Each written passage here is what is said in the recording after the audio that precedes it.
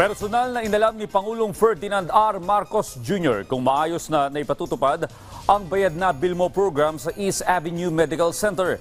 Gusto ng Pangulo na matiyak na hindi pahirapan ang pag-avail ng programa sa mga nangangailangan. Si Kenneth Pasyente sa detalye.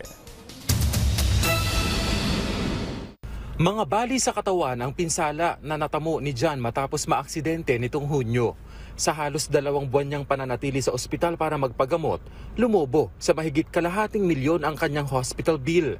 Kaya bukod sa pagpapagaling, problema rin niya kung saan siya huhugot ng pagpapagamot. Andun na po ako sa point na iniisip ko lagi gabi-gabi noon.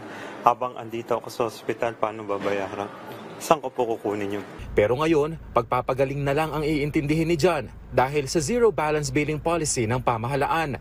Bumisita si Pangulong Ferdinand R. Marcos Jr. sa East Avenue Medical Center para tingnan kung maayos ang pagpapatupad ng bayad na Bilmo program. Gusto niyang masiguro na hindi pahirapan ang pag-avail ng mga nangangailangan. Ito yung patuloy natin pag-inspeksyon at pagsiguro na yung ating programa na zero billing ay unang-una na nagagampanan ng lahat ng mga ating mga ospital, ating mga staff, ating mga doktor, ating mga nurse, lahat ng ating medical services ay naunawaan kung ano ba yung programa at kung paano makapag-avail ang mga pasyente. Maganda naman daw ang itinatakbo ng programa ng pamahalaan na zero balance billing sa mga public hospital. Kailangan lang daw ng kampanya para mas malaman pa ng publiko. So I'm happy to be able to report that the zero billing program is proceeding well. Mabuti naman at malaking bagay dyan, kaya ikalat ninyo ito, word of mouth.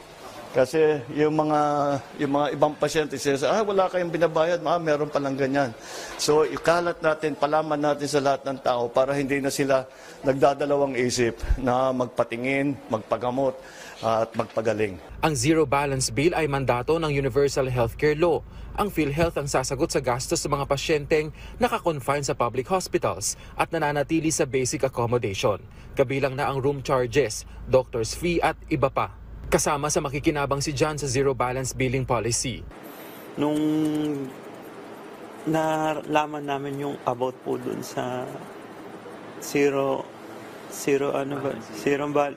balance billing po, doon po nawala yung parang yung parang bagabag. Kumbaga, yung bagabag napalitan po ng saya.